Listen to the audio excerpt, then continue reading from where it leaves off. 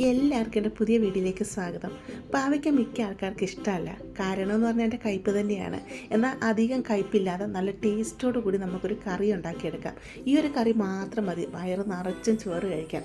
അത്രയ്ക്കും ടേസ്റ്റുള്ള ഒരു കറിയാണ്. ഒരു പ്രാവശ്യത്തേക്ക് ഇത് ഉണ്ടാക്കി നോക്കുക തന്നെ ചെയ്യണം കേട്ടോ. എങ്ങനെ ഈ കറി ഉണ്ടാക്കുന്നത് നോക്കിയാലോ. ഇവിടെ ഞാൻ 2 പാവയ്ക്ക അരിഞ്ഞെടുത്തിട്ടുണ്ട്. പാവയ്ക്ക നല്ലതായിട്ട് കഴുകി വെള്ളമെല്ലാം ഒരു ടിഷ്യൂ വെച്ച് തുടച്ച് കളഞ്ഞിട്ടെടുത്തതാണ്. ഈ രീതിയിലാണ് പാവയ്ക്ക കട്ട് ചെയ്തെടുത്തിരിക്കുന്നത്. ഇതുപോലെ പച്ചപ്പാവയ്ക്ക എടുത്തിട്ടുണ്ട്. ഇതുപോലെ കുറച്ച് പഴുത്തിട്ടുള്ള പാവയ്ക്ക ഞാൻ എടുത്തിട്ടുണ്ട് കേട്ടോ. അപ്പോൾ പഴുത്ത ടൈപ്പ് പാവയ്ക്ക എടുക്കുവാണെങ്കിൽ അധികം കയ്പ്പ് കാണത്തില്ല. ഇവിടെ ഞാനൊരു പാത്രം അടുപ്പത്ത് വെച്ച് കൊടുത്തിട്ടുണ്ട്. ഇതിലോട്ട് കുറച്ച് വെളിച്ചെണ്ണ ഒഴിച്ച് കൊടുക്കാം. ഒരു 3-4 ടേബിൾ സ്പൂൺ വെളിച്ചെണ്ണ ഒഴിച്ച് കൊടുക്കാം. അരിഞ്ഞു വെച്ചിരിക്കുന്ന പാവയ്ക്ക ഇതിലോട്ട് അങ്ങിട്ട് കൊടുക്കാം. 1/2 ടീസ്പൂൺ ഉപ്പും കൂടി ഇട്ട് കൊടുക്കാം. നമുക്കിതിനെ ഒന്ന് വഴറ്റിയെടുക്കണം. ഒത്തിരിയായിട്ട് അങ്ങ് ഫ്രൈ ചെയ്യേണ്ട ആവശ്യമില്ല. എന്നാലും ഇതിൻ്റെ കളറൊക്കെ ഒന്ന് മാറി വരണം. അതിന് നമുക്കിതിനെ ഒന്ന് വഴറ്റിയെടുക്കാം.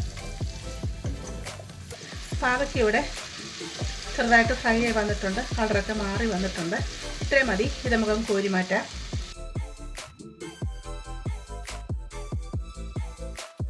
പാവയ്ക്കയെല്ലാം ഞാനിവിടെ കോരി മാറ്റിയിട്ടുണ്ട്. വെളിച്ചെണ്ണ കുറവാണെന്നുണ്ടെങ്കിൽ കുറച്ച് വെളിച്ചെണ്ണയും കൂടെ ഒഴിച്ച് കൊടുക്കാം. വെളിച്ചെണ്ണ ചൂടായി വരുമ്പോഴത്തേക്ക് കുറച്ച് കടുകിട്ട് കൊടുക്കാം. ശകല ഉലുവ ഇട്ട് കൊടുക്കാം. 1/2 ടീസ്പൂൺ ഉഴുന്നുപരിപ്പ് ഇട്ട് കൊടുക്കാം. 1/4 ടീസ്പൂൺ നല്ല ജീരകം ഇട്ട് കൊടുക്കാം. നല്ലതായിട്ട് ഫ്രൈ ആയി വരുമ്പോൾ ഒരു കുടം വെളുത്തുള്ളി ഞാൻ ഇവിടെ എടുത്തിട്ടുണ്ട്. ഒത്തിരി ചെറുതായിട്ട് അരിഞ്ഞെടുക്കേണ്ട ആവശ്യമില്ല. ഇച്ചിരി വലുതായിട്ട് തന്നെ അരിഞ്ഞെടുക്കാം. അതും കൂടെ ഇതിലോട്ട് അങ്ങിട്ട് കൊടുക്കാം. വെളുത്തുള്ളി ഒന്ന് വാടി വരുമ്പോഴത്തേക്ക് 2 വലിയ സവാള ഇങ്ങനെ അരിഞ്ഞെടുത്തിട്ടുണ്ട്. ഈ രീതിയിൽ ചെറുതായിട്ടാണ് ഞാൻ അരിഞ്ഞെടുത്തിരിക്കുന്നത്. മീഡിയം സവാളയാണ്. 3 സവാള എടുക്കുക. അതങ്ങ് ഇട്ട് കൊടുക്കാം.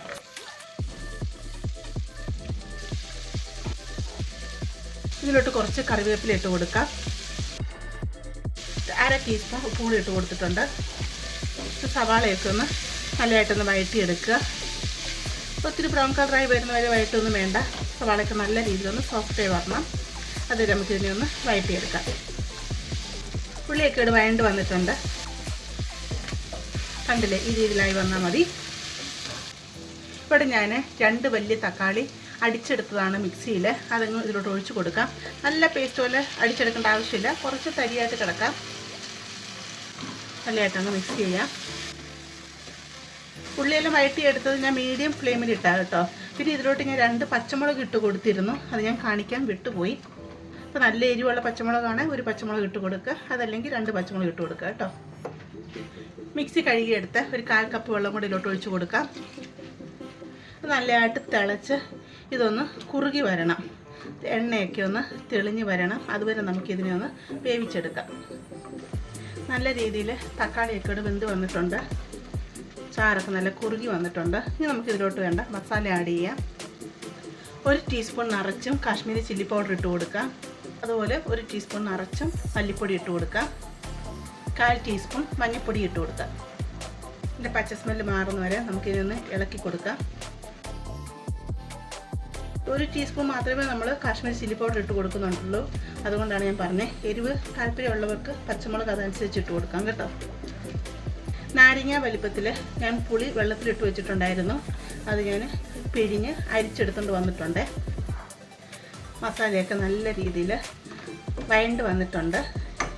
ഇതിലോട്ട് എടുത്തു വെച്ചിരിക്കുന്ന പുളിവെള്ളം ഒഴിച്ച് കൊടുക്കാം. ഒരു 1/2 കപ്പ് വെള്ളത്തിലായിരുന്നു ഞാൻ പുളി പിഴിഞ്ഞെടുത്തത്.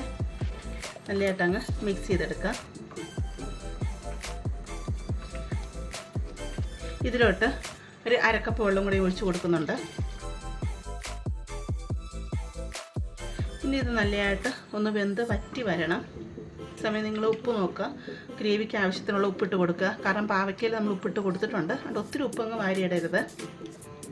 നല്ലതായിട്ട് തിളച്ച് ഗ്രേവി ഒന്ന് കുറുകി വരട്ടെ.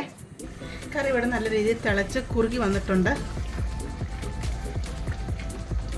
പാവയ്ക്കയുടെ കയ്പും അതുപോലെ എരിവും പുളിയെല്ലാം കൂടെ ബാലൻസ് ചെയ്യാനായിട്ട് ഞാൻ 1 ടീസ്പൂണ് ശർക്കരപ്പൊടി ഇട്ട് കൊടുക്കുന്നുണ്ട്. ശർക്കരപ്പൊടി ഇല്ലാത്തവർ ചെറിയൊരു കഷ്ണം ശർക്കര ഇട്ട് കൊടുത്താൽ മതി. അതല്ലെങ്കിൽ 1 ടീസ്പൂൺ പഞ്ചസാര ഇട്ട് കൊടുത്താൽ മതി. എന്ന് പറഞ്ഞ് മധുരമൊന്നും വരത്തില്ല കറിക്ക് കേട്ടോ. നല്ലതായിട്ട് മിക്സ് ആയിട്ടുണ്ട്. ഇതിലോട്ടങ്ങ് പാവയ്ക്ക് ഇട്ട് കൊടുക്കാം. പാവയ്ക്കോടെ ഇട്ട് പാവയ്ക്ക പൊടിഞ്ഞു പോകാതെ നല്ല രീതിയിൽ മിക്സ് ചെയ്ത് കൊടുക്കാം.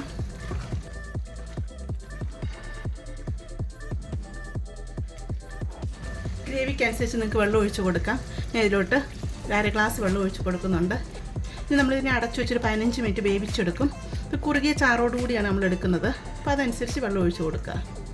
ഇത്രയും വെള്ളം മതി. നല്ലതായിട്ട് തിളച്ചൊന്ന് കുറുകി വരട്ടെ. ഇടയ്ക്കിടയ്ക്കൊന്ന് ഇളക്കിയിട്ട് കൊടുക്കുക. അതുപോലെ നല്ലതായിട്ട് തിളച്ച് ഒരു 5 മിനിറ്റ് കഴിഞ്ഞ് കഴിയുമ്പം നിങ്ങളിതിൻ്റെ ഉപ്പ് നോക്കുക. കാരണം പാവയ്ക്ക് നിന്നൊക്കെ ഉപ്പ് ഇറങ്ങി വരണമല്ലോ. അപ്പോൾ ഉപ്പ് കുറവുണ്ടെങ്കിൽ ആവശ്യത്തിന് ഉപ്പിട്ട് കൊടുക്കുക. ഇടയ്ക്കിടയ്ക്ക് ഇളക്കിയിട്ട് കൊടുക്കാം. ഒരു 15 മിനിറ്റ് കഴിഞ്ഞ് നമുക്ക് തുറന്ന് നോക്കാം. കറി ഇവിടെ റെഡി ആയിട്ടുണ്ട്. ചാറെല്ലാം നല്ല രീതിയിൽ കുറുകി വന്നിട്ടുണ്ട്. ഇനിയിപ്പോൾ തണുത്ത് കഴിയുമ്പോൾ കുറേയും കൂടെ അങ്ങ് കുറുകും കേട്ടോ. ഈ ഒരു ഗ്രേവി നമുക്കങ്ങ് ഓഫ് ചെയ്യാം. നല്ല ടേസ്റ്റുള്ള കറിയാണ് കേട്ടോ. നിങ്ങൾക്ക് തീർച്ചയായിട്ടും കറി ഇഷ്ടപ്പെടും. ഈ ഒരു കറി മാത്രം മതി ചോറിലൊഴിച്ച് കഴിക്കാനായിട്ട്. നല്ല ടേസ്റ്റുള്ള കറിയാണ്. പാവയ്ക്ക ഇങ്ങനെ തയ്യാറാക്കാത്തവരാണെങ്കിൽ ഇങ്ങനൊന്ന് തയ്യാറാക്കി നോക്കണം. ഇത് നിങ്ങൾക്ക് ഇഷ്ടപ്പെടുവാണെങ്കിൽ എപ്പോഴും പറയുന്ന പോലെ ചാനലൊന്ന് സബ്സ്ക്രൈബ് ചെയ്ത് സപ്പോർട്ട് ചെയ്യുക. അതുപോലെ ലൈക്ക് ചെയ്യുക. നിങ്ങളുടെ ഫാമിലിയോട്ടും ഫ്രണ്ട്സിലോട്ടൊക്കെ ഇതൊന്ന് ഷെയർ ചെയ്ത് കൊടുക്കുക കേട്ടോ. നമുക്കിനി പുതിയ വീഡിയോ ആയിട്ട് അടുത്ത ദിവസം കാണാം.